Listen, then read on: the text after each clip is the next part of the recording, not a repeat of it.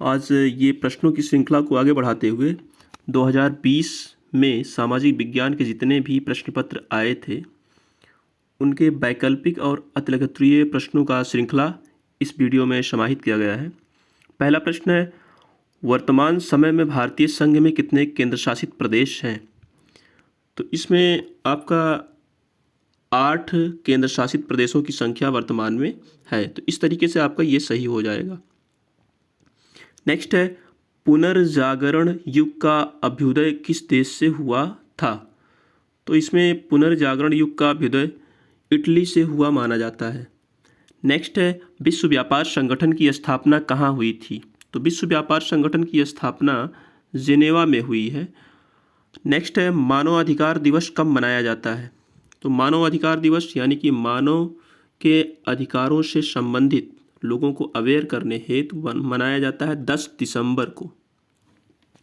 Next है, राष्ट्रवाद का प्रारंभ जिस देश से हुआ वह है, यानी कि नेशनलिज्म का राइज अगर हुआ है तो फ्रांस से हुआ माना जाता है। नेक्स्ट है, असहयोग आंदोलन का मुख्य कारण क्या था? असहयोग आंदोलन का जो मुख्य कारण है, इसमें कुछ विवाद है, इसको यहाँ पर रॉलेट भी है और खिलाफत आंदोलन भी है, लेकिन रॉलेट एक्ट काफ़ी पहले आ चुका था, उसके बाद खिलाफत आंदोलन चल रहा था। उस समय टर्की में मुसलमानों के जो मसीहा हुआ करते थे उनको सत्ता से बेदखल कर दिया गया था, तो ये तत्कालिक कारण खिलाफत आंदोलन था। तो किसी किताब में खिलाफत आंदोलन को प्राथमिकता दिया गया है और किसी में रॉलेट को। तो कुल मिला के आपको ये समझना है कि इसमें दोनों आपके कारण हैं, दोनों कारण हैं, लेकिन मेरी तरफ से खिलाफत को ही प्राथमिकता दिया गया है। नेक्स्ट है, लोकतंत्र के लिए जातिवाद घातक क्यों है? तो लोकतंत्र के लिए जातिवाद घातक इसलिए है क्योंकि इससे देश में असमानता बढ़ती है। पहला पॉइंट, देश में असमानता बढ़ने का यदि रीजन है तो जातिवाद है। सेकंड है, जातिवादी व्यवस्था होने के कारण समाज में जो मतदान प्रक्रिया के द्वारा सरकारों का जो निर्माण होता है, देश में जो सरकारें चुनी जाती हैं वह कहीं ना कहीं जातिवादी विचारधारा से प्रेरित होंगी, जिससे उनके द्वारा बेहतर और निष्पक्ष निर्णय नहीं लिया जा सकेगा, यानी कि पक्षपाती निर्णय लिया जाएगा। इसलिए जो है लोकतंत्र के लिए जातिवाद घातक होता है। अगला प्रश्न आपका है, भारतीय लोकतंत्र की 2 विशेषताएं। तो भारतीय लोकतंत्र जो है सबसे बेहतर लोकतंत्र की श्रेणी में आता है। यहाँ पर एकल नागरिकता दिया गया है, यानी कि यहाँ के जितने भी नागरिक हैं वो किसी भी राज्य के हों, लेकिन वह एक नागरिकता ही अपने पास रखते हैं। अगला, यहाँ पर कई पार्टियाँ इलेक्शन में कंटेस्ट करती हैं और जिस पार्टी के द्वारा विजय प्राप्त किया जाता है उसकी सरकार बनती है, यानी कि कई दल यहाँ पर मौजूद हैं, ये इसकी विशेषता है। पहला विशेषता हो गया एकल नागरिकता, दूसरा हो गया कई पार्टी। 9वां प्रश्न है आपका, जर्मनी का एकीकरण कब और कैसे हुआ? तो जर्मनी का जो एकीकरण हुआ था वो 1871 में हुआ माना जाता है, 1871 में हुआ माना जाता है। और इसके लिए प्रसा के जो चांसलर थे बिस्मार्क, उन्होंने सैन्य अभियान चलाया था, तब जाकर के जर्मनी का एकीकरण संभव हुआ था। अगला प्रश्न है आपका, चिपको आंदोलन संबंधित है। तो चिपको आंदोलन जो संबंधित है ये है वन संरक्षण से संबंधित है, वन संरक्षण। इसके द्वारा वनों की बचाव मुहिम के तहत लोगों का एक ग्रुप हाथों में हाथ रख के पेड़ों को घेर लिया करता था, इसी को चिपको आंदोलन कहा गया। अगला है, कपास की खेती के लिए सबसे उचित भूमि कौन सी है? तो कपास की खेती के लिए काली मिट्टी सबसे बेहतर मानी जाती है। नेक्स्ट है, कौन सी रबी की फसल है? रबी की फसल दाल को कहा जाता है। अगला, भारत में उपभोक्ता संरक्षण अधिनियम कब लागू किया गया? तो भारत में उपभोक्ताओं को शोषण से बचाने हेतु कोपरा लाया गया था और ये 1986 में आया था। नेक्स्ट प्रश्न है आपका, निम्न में से आधारभूत उद्योग कौन सा है? यानी कि जो समस्त उद्योगों को वेस्ट प्रोवाइड करने का काम करता है, तो इसमें आपका लोहा हो जाएगा आधारभूत उद्योग। अगला है, भारत में करेंसी नोट जारी करने का एकाधिकार किसे प्राप्त है? तो भारत की जो सबसे बड़ी जो संस्था है वो है RBI, reserve bank of India. इसके द्वारा करेंसी नोट जारी करने का अधिकार अपने पास सुरक्षित रखा गया है।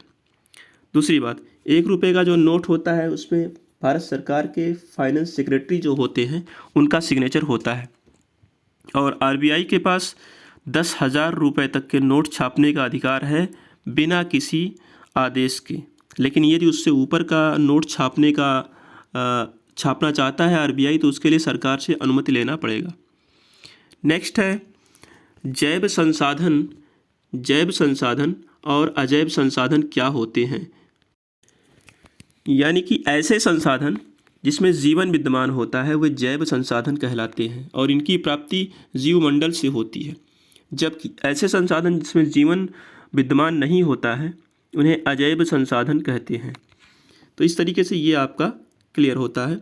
नेक्स्ट है, औसत आय का अर्थ लिखिए। औसत आय को अलग अलग नामों से भी जाना जाता है। पहला, औसत आय तो है ही। सेकंड है प्रति व्यक्ति आय। तीसरा, पर कैपिटा इनकम या एवरेज इनकम भी कहा जाता है। तो इसको निकालने का तरीका ये है, किसी भी देश का यदि वहाँ के रहने वाले लोगों का प्रति व्यक्ति आय निकालना है तो ऐसे में टोटल जनसंख्या से कुल इनकम में भाग दिया जाएगा, तो इससे औसत आय निकलेगा। अगला, भारत में परमाणु ऊर्जा के 2 केंद्रों के नाम लिखिए। तो इसमें तारापुर में है, महाराष्ट्र में पड़ता है। तारापुर एक परमाणु ऊर्जा केंद्र है जो कि महाराष्ट्र में पड़ता है। सेकंड है रावत भाटा राजस्थान में पड़ता है। और ट्रॉम्बे या भाभा परमाणु केंद्र ये भी महाराष्ट्र में है। तो ये 3 मैंने आपको यहाँ बता दिया। अगला है, महात्मा गांधी अफ्रीका से कब वापस आए? तो महात्मा गांधी अफ्रीका से वापस 1915 में आए थे। नेक्स्ट है, संघात्मक शासन प्रणाली में अधिकारों का विभाजन होता है। जहाँ पर भी संघात्मक शासन प्रणाली को अपनाया गया है तो वहाँ पर अधिकारों का विभाजन केंद्र एवं राज्यों के मध्य होता है। खास करके यदि हम भारत की बात करें तो भारत में ये चीज़ें देखने को मिलती है। अगला है, औद्योगिक क्रांति किस देश में प्रारंभ हुई थी? तो औद्योगिक क्रांति का प्रारंभ इंग्लैंड से हुआ माना जाता है। नेक्स्ट है, नेपोलियन का संबंध किस देश से था? तो नेपोलियन का जो संबंध था वो फ्रांस से हुआ माना जाता है। अगला प्रश्न है, संयुक्त राष्ट्र संघ का मुख्यालय कहाँ स्थित है? तो संयुक्त राष्ट्र संघ का मुख्यालय न्यूयॉर्क में स्थित है।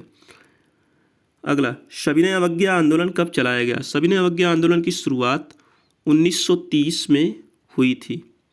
अगला, भारतीय निर्वाचन व्यवस्था के 2 दोष। तो इसके कुछ बुराइयां हैं उसको हम डिस्कस कर लेते हैं। तो फर्स्ट इसमें यह है, दलबंदी की भावना से जो समस्त नागरिक हैं वो विभिन्न राजनीतिक गुटों में विभाजित हो जाते हैं जो कि देश की एकता के लिए खतरा बन सकता है। ये पहला इसका दोष है। सेकंड है, जो राजनीतिक दल होते हैं वो राष्ट्रीय हितों की उपेक्षा करने लगते हैं, उनके लिए पार्टी फर्स्ट और कंट्री सेकंड हो जाता है। ये सबसे बड़ी समस्या का विषय है। अगला प्रश्न है, भारत के 2 पड़ोसी देशों के नाम। तो भारत के 2 पड़ोसी देश आपका भूटान हो जाएगा, पाकिस्तान हो जाएगा, नेपाल हो जाएगा, ये सब आपके पड़ोसी देश हैं। अगला है, फ्रांस की क्रांति के 2 परिणाम, यानी कि रिवॉल्यूशन ऑफ फ्रांस जब देखने को मिला तो वहाँ पर कुछ ना कुछ बदलाव भी देखने को मिला होगा। तो बदलाव ये देखने को मिला कि वहाँ पर जो निरंकुश राजतंत्र था उसकी समाप्ति पूरे तौर पर हो गई। दूसरी बात, फ्रांस में समान कानून संहिता लागू कर दिया गया जिसके तहत सभी नागरिक समान माने जाने लगे। अगला प्रश्न है आपका, भूमि एक संसाधन है। तो भूमि को मानव ने नहीं बनाया है, ये प्राकृतिक रूप से विद्यमान है, इसलिए ये क्या है? प्राकृतिक संसाधन है। अगला है, निम्नलिखित में से एक मिट्टी का प्रकार नहीं है। तो काली, पीली, लैटराइट ये सब मिट्टी के प्रकार हैं, लेकिन सीमेंट क्या है? मिट्टी का प्रकार नहीं है। भूदान आंदोलन किसके द्वारा आरंभ किया गया? विनोबा भावे के द्वारा भूदान आंदोलन शुरू किया गया। अगला प्रश्न है, सर्वप्रथम विश्व व्यापार संगठन WTO किसके द्वारा शुरू किया गया? तो जो WTO की शुरुआत है वो विकसित देशों के द्वारा हुई मानी जाती है। निम्नलिखित में से कौन सी रबी की फसल है? तो रबी की फसल गेहूं को माना गया है। अगला प्रश्न है, मुंबई हाई प्रसिद्ध है। तो मुंबई हाई प्रसिद्ध है तेल शोधक कारखानों के लिए। मुंबई हाई प्रसिद्ध है, तेल शोधक कारखाना वहाँ पर पाया जाता है। अगला प्रश्न है आपका, मृदा अपरदन क्या है? मृदा अपरदन, तो मृदा अपरदन से तात्पर्य है विभिन्न माध्यमों से मिट्टी का जो ऊपरी परत है वह एक स्थान से दूसरे स्थान पर ट्रांसफ़र हो जाना, यानी कि मिट्टी के कटाव को ही मृदा अपरदन कहा जाता है। अगला प्रश्न आपका है, ग्रामीण क्षेत्रों में साख की मांग क्यों होती है? तो ग्रामीण क्षेत्र में साख की मांग, आप जानते हैं कि ग्रामीण जो क्षेत्र है वहाँ पर कृषक वर्ग रहता है और कृषक वर्ग को खेती करने हेतु पैसे की आवश्यकता होती है। खास करके बीज खरीदना है तो, खाद खरीदना है तो, और कीटनाशक दवाओं का इस्तेमाल करना है तो पैसे की आवश्यकता होती है, इसलिए वो उधार पैसे लिया करते हैं और इसी को ही साख कहा जाता है। अगला प्रश्न है, उदारीकरण उदारीकरण क्या है? तो उदारीकरण यानी कि विभिन्न देशों के द्वारा इस प्रक्रिया को अपनाया जाता है कि ताकि वस्तुओं एवं सेवाओं का प्रवाह सही तरीके से हो सके, उसमें किसी भी प्रकार की कोई रुकावट ना हो, और इसके तहत जितने भी व्यापार अवरोधक होते हैं उसको भी हटाने का प्रावधान होता है। तो ये समस्त पूरा प्रोसेस क्या कहलाएगा? उदारीकरण कहलाएगा। अगला प्रश्न है, महात्मा गांधी दक्षिण अफ्रीका से वापस कब लौटे? तो महात्मा गांधी दक्षिण अफ्रीका से वापस 1915 में आए थे। जर्मनी के एकीकरण में मुख्य भूमिका किसकी थी? तो जर्मनी के एकीकरण में मुख्य भूमिका इन सभी विकल्पों में से ऑटो वॉन बिस्मार्क की रही थी। अगला हो जाएगा, नेपोलियन का संबंध किस देश से था? तो नेपोलियन जो कि फ्रांस से संबंधित था, इसलिए ये सही हो जाएगा। अगला प्रश्न है आपका, सविनय अवज्ञा आंदोलन में महात्मा गांधी ने नमक को अत्यधिक महत्व क्यों दिया? तो चूँकि नमक जो था ये काफ़ी चर्चित विषय था और इसका प्रयोग अमीर गरीब सभी करते थे, ये भी बात सही है। यह भोजन का अभिन्न हिस्सा था, सही बात है ये भी। नमक तैयार करने पर सरकार का एकाधिकार था, हाँ ये भी बात सही है। इनमें से सभी, अब इसमें से कौन सा सही हो सकता है देखते हैं।